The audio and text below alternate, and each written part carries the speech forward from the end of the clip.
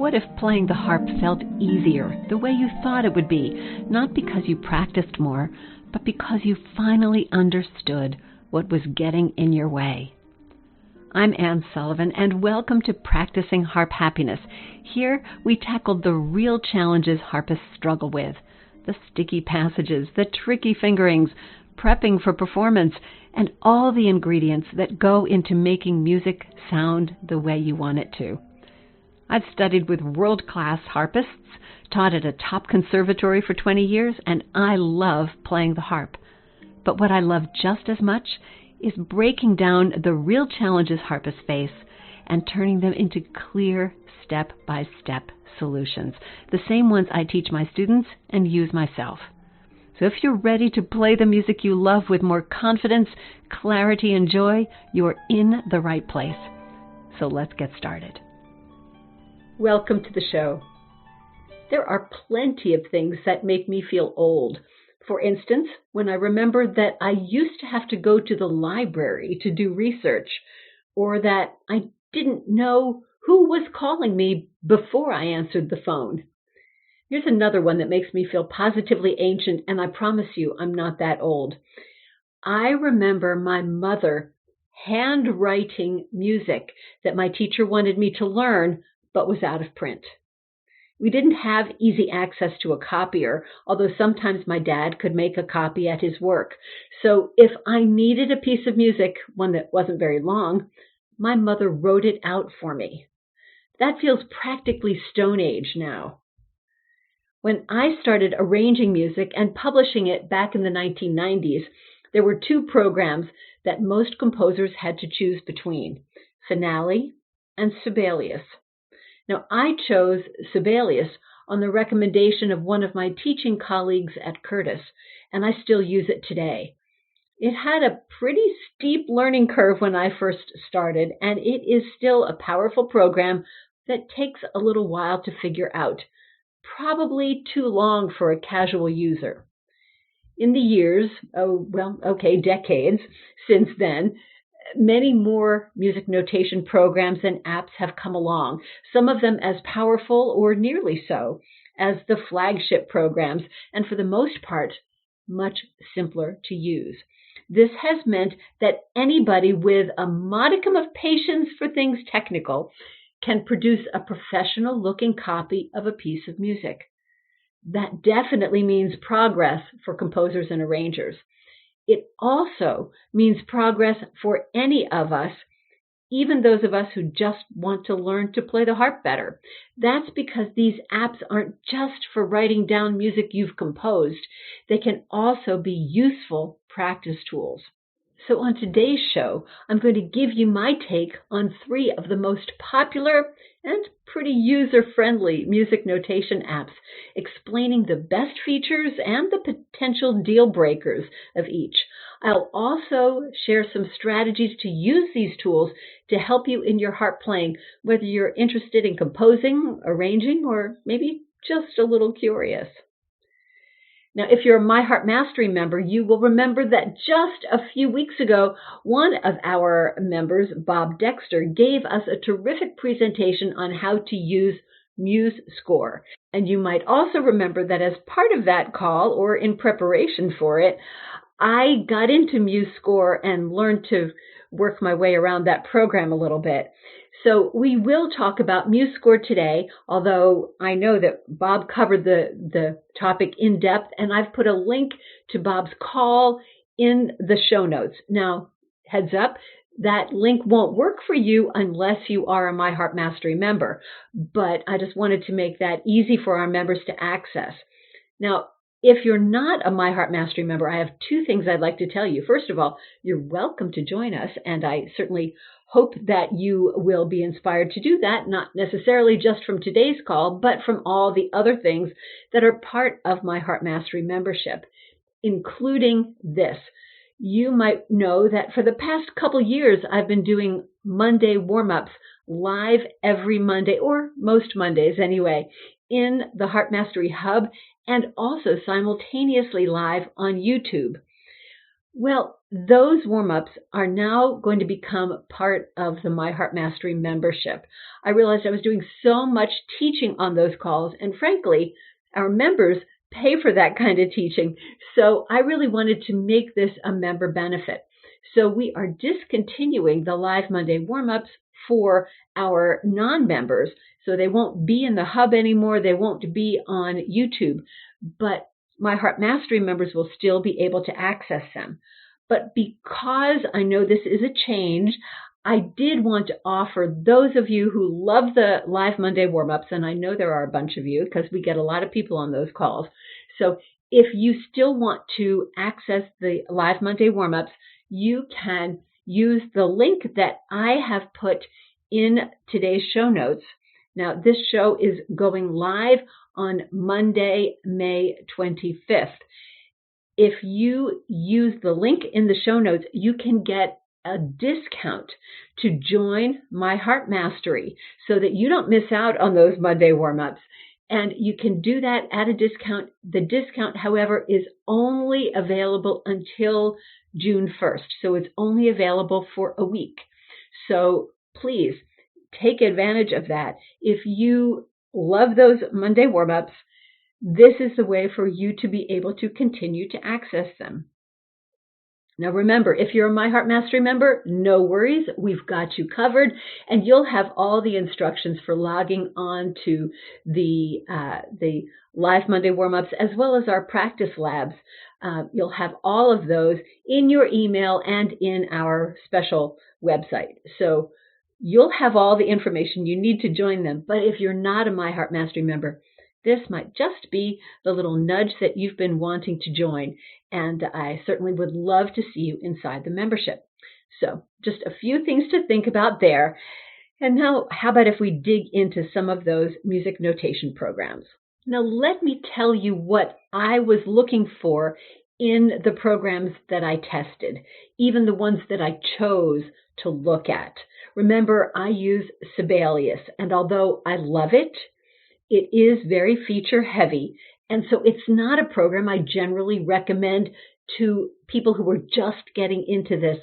It's not a starter program. It's not an easy starter program. Granted, it's a lot more user-friendly than it used to be, but I think there are better options.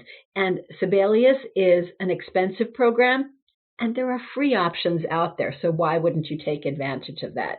So that was actually one of the criteria that I used. It had to be free, or there had to be a free version of it that was available. And it had to be pretty easy to figure out, so that you weren't trying to figure out a lot of stuff while you were trying to learn the program, because that's really frustrating. It also had to look like it was going to be sensible. Like most people were going to be able to approach it and feel like they were going to be able to jump right in and use it. Now, that's not a really easy thing for most music notation programs. I mean, think about how complex this is. So it's a tough order, but it's a lot easier to fill than it used to be. So the three programs that I looked at, I did look at MuseScore because this was what our member Bob introduced me to for the call that he gave. And so I thought, well, I know something about that, and I liked the program. So that's something that I want to be able to explore a little bit today and recommend to you. I also looked at NoteFlight, because NoteFlight is pretty common. It's pretty available for all the different platforms, whatever device you want to use it on. And so it was pretty popular in the rankings. So I chose that, and I chose Dorico. Dorico, it's spelled Dorico, and it is a very sophisticated music notation program, but they have a free version. And so I wanted to test that out for you as well. So let's think about what you might want to use a music notation program for. Now, I have actually 5 things that I've identified that have nothing to do with writing music or arranging music or composing music, and we'll get to those. But I wanted to start with, well, what if you have an idea and you want to write it down? Well, you could write it down by hand, the way my mom did, but it's so nice to be able to use your computer or your tablet to write a piece of music that looks nice and neat and polished and professional so that you can read it the next day or anybody else could read it. It's easy to store, easy to access from different devices, easy to export as a PDF. So for all those reasons, a music notation program is a step up from just handwriting it. So this is why you might want to consider that if you want to do any kind of writing music at all. So let's start with that aspect of music notation. We're going to be writing music down for whatever reason you want. We're going to be writing music down, and we'll explore the programs from that standpoint. And then you'll know what kind of feels best or like a good fit for you. And then I'll give you 5 or maybe 6 reasons that you might want to use a music notation program, even if you don't intend to compose or arrange music, because there are some very good reasons to do that. So these are some of the factors that I considered. Easy note entry. It had to be easy to put notes in. You had to be able to figure that out. Or how easy was it to do that? I also considered the playback. What was your music going to sound like? Whether or not there was harp notation that you could use. How easy it was to print your music or to share it with somebody else. I thought about cloud access versus on your device, and how easy it might be to collaborate with somebody else. Just some things to consider. And all of the programs are stronger in some, not as strong in others. So just something to think about, and I'll tell you exactly what I think. But I also needed there to be a pretty low, I'll call it a frustration factor. I don't like when it takes me a long time to get into a program. You finally decide you want a program, and then, how long does it take you to actually start using it? And going along with that is how quickly are you going to be able to write your music and feel like you're using the program the way you wanted to. That I thought was very important. I wanted this to be able to encourage you to be creative and to use this tool creatively. I didn't want you to be intimidated or frustrated by it. After all, the best software in the world isn't going to be any good to you if you can't use it. So the best app isn't necessarily the most powerful one. It's the one you'll actually use and keep using. So that was my baseline. So let's take a look at the 3 programs I looked at, and I'm going to start with NoteFlight. Now this is NoteFlight, NoteFlight, and you can find that easily online. It's an interesting app because it's totally cloud-based. What I like about a cloud-based app or a program is that you don't have anything you have to download or install. And NoteFlight works on just about every kind of device. It's very easy to log in. It's very quick to get started. It's also very good for learners because you can share your scores really easily. You can collaborate on arrangements, and so that's kind of nice. The interface is, like, how does it look when you look at it? I liked it. And what I liked about it is that I could use the keystrokes that I was used to. The things I've learned from Sibelius also worked over here. So for me, it was easy to enter things in NoteFlight just using my keyboard. So you don't have to have a piano keyboard to do it. You don't have to have a MIDI device, although you can do that with NoteFlight. But you can just, kind of write in the notes and say, oh, I want this. Oh, I want this. Oh, I want this. Now, NoteFlight is available in a free version, which is what I got. It the free version meant I didn't get a harp sound with it, or at least not one that I could find. So I'm writing and it sounds like a piano. Okay, I can deal with that. It also means that in the free version, and once again, maybe I just didn't find it. So, your experience might be different, but in the free version, I did not see any specific harp notation. So I wasn't able to put in, pedal markings or anything like that automatically. I had to, sort of create them and put them in. There were some other limitations, things that I was going to have to work around. It was easy to put in a metronome marking, for instance, but I wanted to put in a tempo marking, like adagio, and I couldn't exactly figure out how to do that.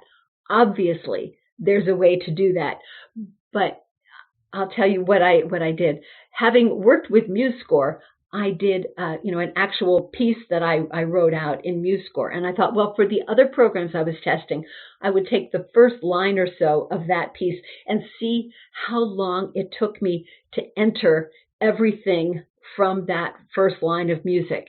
And Note Flight took me just a little bit longer, not significantly, but there were those things that I couldn't do. I couldn't figure out how to get italics where I wanted them in the subtitle. I couldn't find a place to get an E with an accent. I couldn't figure out how to get that tempo text in there. I'm sure there are ways to do that, but I had a limited amount of time. I set a time limit so that I wouldn't be spending an hour trying to do something that I didn't think should take me an hour. And I just couldn't find everything I needed. Once again, this was my first foray into this program, so there might be more.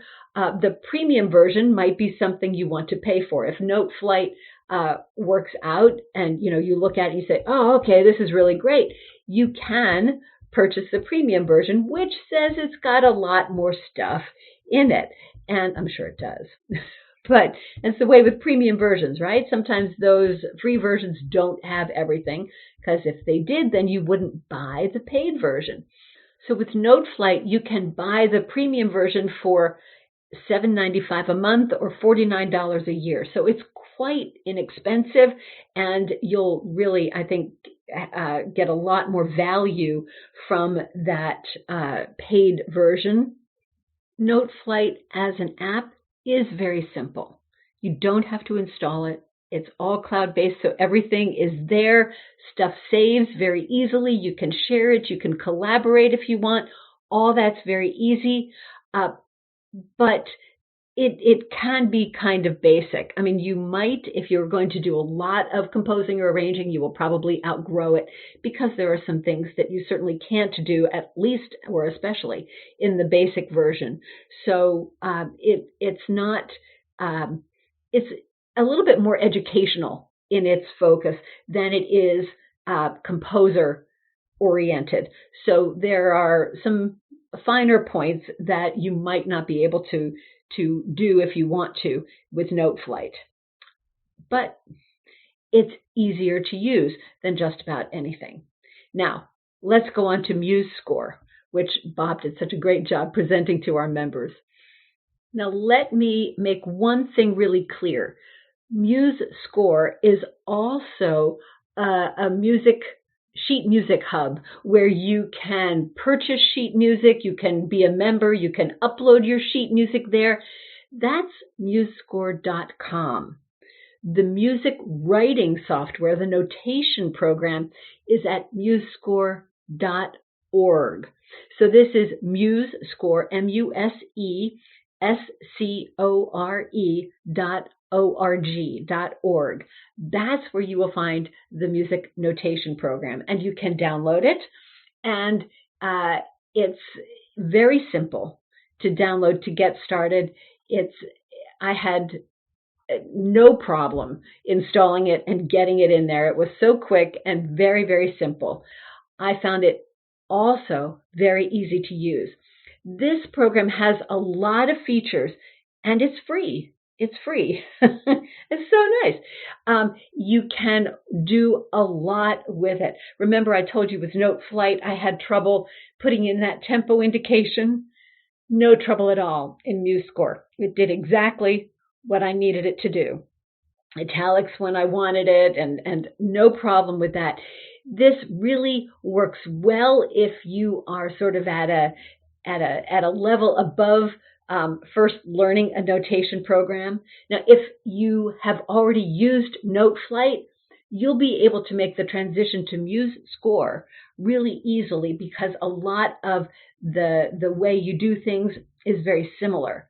But at the same time, I found MuseScore to be much more professional. There was a lot more that was available to me. The playback was good. There was good stuff for harp writing. You could do pedal diagrams. You could put in glissandos and all different kinds of things. So it was very, very good that way. I didn't have to make do with a piano sound if I didn't want to.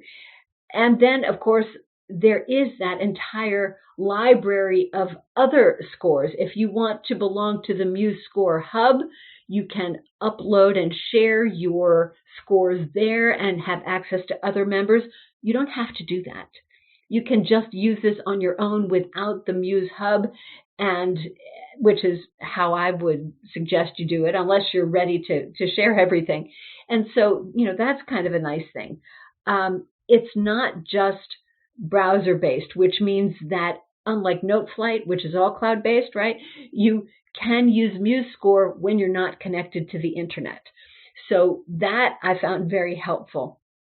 But it was really easy to work with, very quick to download, and I had really no trouble. I thought the learning curve was pretty easy. Now, there are some profiles.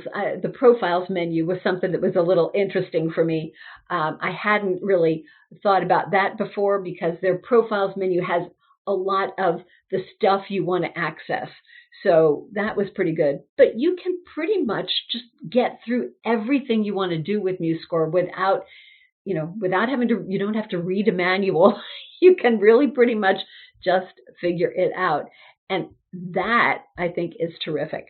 So I'm not at all surprised that Bob, who likes to have the music that he arranges all look the same, I think his word for it was homogeneous.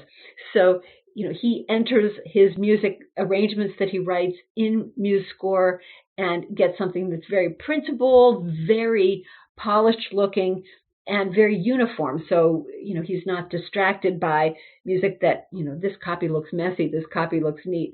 So that's one of the reasons that he uses it. And frankly, I thought it was really a really great program to use. You do have to download it, but I found that very simple, downloaded really, really quickly, and it was very easy for me to use. I told you I used it for writing the piece that we used in my Harp Mastery for one of our calls. I also used it to write a workshop document for my Gold Circle students, and all of that I found was really very easy. So it's great for writing things down. It's great for harp notation. You do have that whole library and community if you do want to share. It's got plenty of features there. It's a little bit more intimidating perhaps than NoteFlight.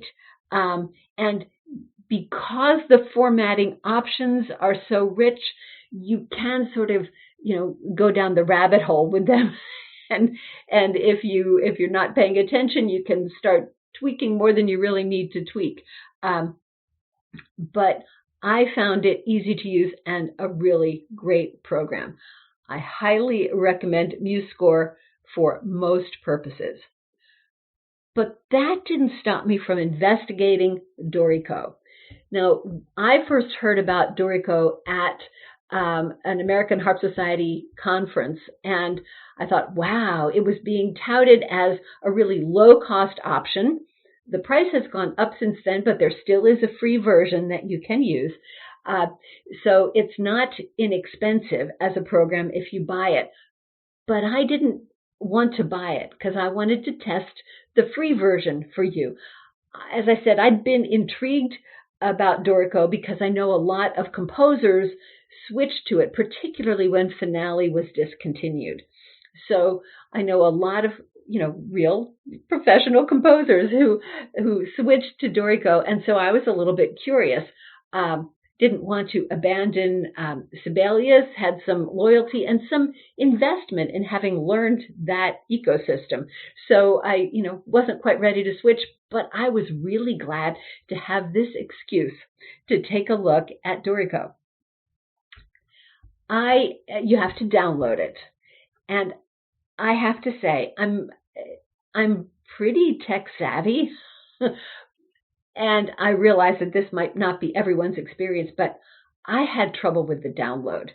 And I'm almost embarrassed to admit it, but I had to download it 3 times in order to figure out what was going on. I had to, and this is just the free version, but there was an application, there was an installer, there was an activator or something, and then I had to make sure I had the program in the right place. Now, this might not be an issue. I was doing this for Windows. It may not be an issue on a Mac machine. I don't know. And it might just have been me. So, it might not be a problem for anybody else, but it took me a while to figure it out. And so right there, my initial frustration level was running a little bit high.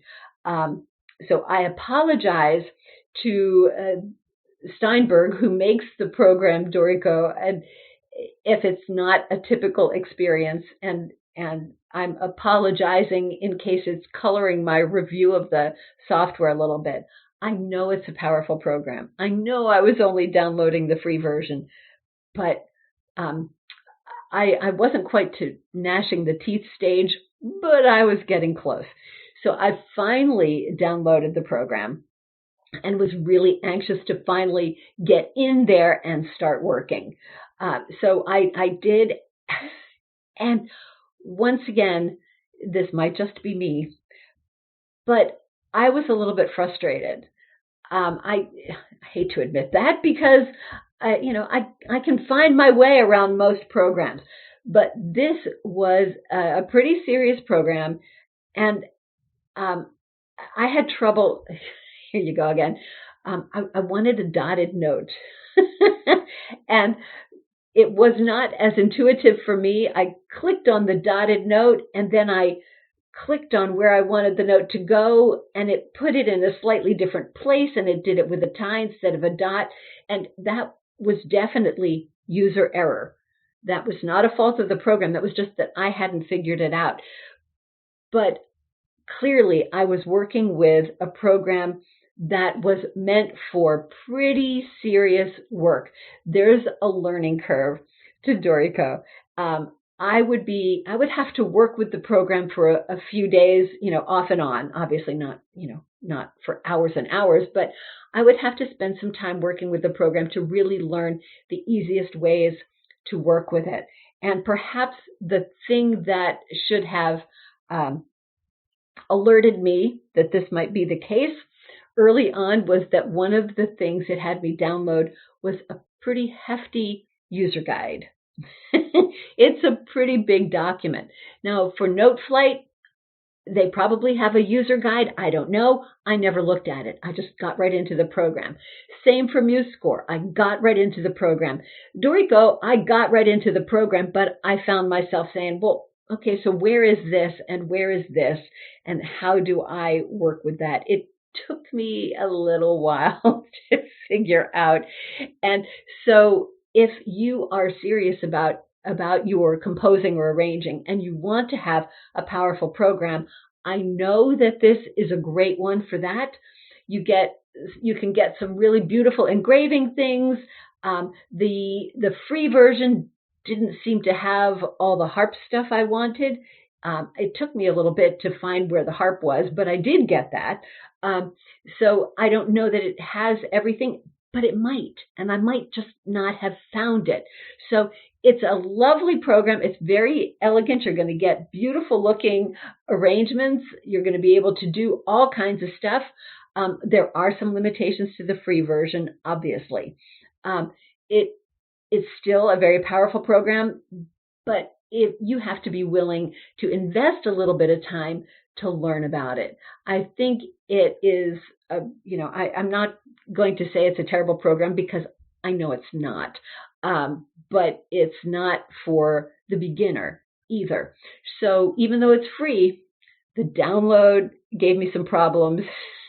And once again, that might have been user error. And then the program took me a while to get in. I did manage to put in everything I wanted to put into it, but it took me a little bit to figure out. So my quick summary is this. If you're just getting into this and you want something that is really pretty user-friendly, perhaps even user-seductive to use, it'll pull you in pretty easily, that would be Noteflight. It's less feature-rich, for sure, than the other programs, but it's, I think, just about the easiest to use. Dorico, on the other end, is the most difficult of the options. If you want to pay for Dorico, you're going to get even more features, but I wouldn't do that at first. If you're interested in working with that kind of powerful program, I would suggest that you work with the free version and get your feet wet there, and then upgrade to the paid version. Noteflight, you might find everything you need in the basic version. Yeah, it doesn't have a harp sound, at least not one I could find in the free version, but I was okay with that. It didn't bother me for what I was doing, when I used it. And then it's not a very heavy lift in terms of the premium version, paid version either, at just, $8 a month. Not a big deal. So I thought, Noteflight at one end, Dorico at the other end, but MuseScore, I thought, was definitely a terrific program. And no wonder Bob chose it, because it really has the most features, I think, for the free version. I mean, it's free, right? And there you are with the free version, and it's got a lot of features, very feature rich, pretty easy to use. And I thought that it was really a terrific program. So I would definitely recommend that for people who are, a little bit, want a little bit more sophistication in their music writing, a little bit more than Noteflight, but don't want to be hampered by a program that has really more in it than they can use, which is what I found in Dorico. Okay, but what if you don't want to write music? What good will a music notation program do you? Well, I have 5 things here that I want to offer to you.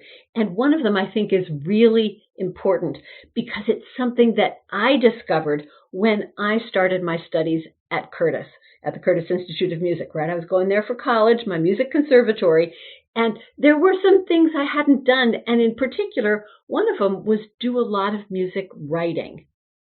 What I discovered was that I needed to learn how to write music, because when I learned how it was written, I learned so much more about what it meant. There's a quote from the British statesman Benjamin Disraeli, and he said, "The best way to become acquainted with a subject is to write about it." And this is kind of the way I feel about music writing. When you start working with one of these programs, it will teach you something that maybe you hadn't thought of. Did you know that when you're writing music, the first thing you write on a staff is the clef? The next thing you do is you write the key, and the next thing you do is you write the meter. They're always in that order: clef, key, meter. I don't know if you knew that. It was one of those things that I had to learn. It was like, oh, yeah, okay. It looked right when I did it that way. It looked wrong when I did it another way. But this is my point.